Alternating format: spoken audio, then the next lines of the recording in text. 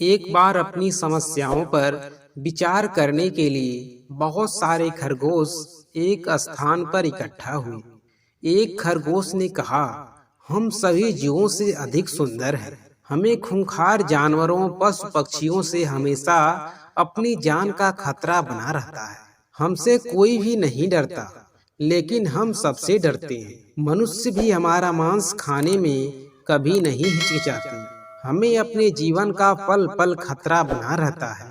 दूसरे खरगोश ने कहा, हाथी तो हमारा मांस नहीं खाते, लेकिन उनका शरीर इतना बड़ा है कि सैकड़ों खरगोश भाई हाथी के पैरों के नीचे कुचलकर मर जाते हैं। तीसरे खरगोश ने कहा, भाइयों, इस संसार में केवल शक्तिशाली ही जीवित रह सकते हैं।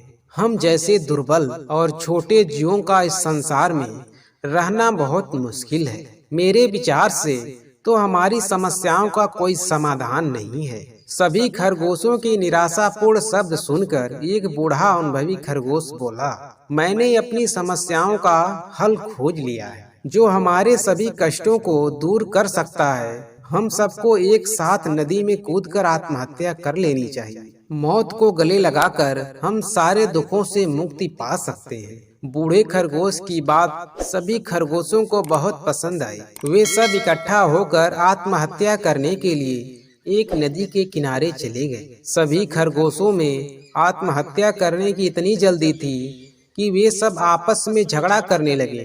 खरगोशों को लड़ता देखकर नदी के किनारे बैठे सभी मेंढक बुरी तरह डर गए और जल्दी से पानी में कूद गए। तभी बूढ़े खरगोश ने अपने साथियों को नदी में कूदने से रोक लिया और उन्होंने समझाते हुए कहा, भाइयों, हमें हिम्मत से काम लेना चाहिए और आत्महत्या का विचार छोड़कर अपने मन में जीने की इच्छा जागृत करनी चाहिए।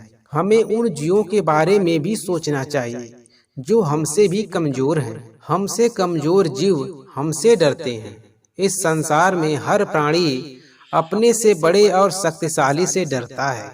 इसीलिए तो कहते हैं कि शेर पर सवा शेर।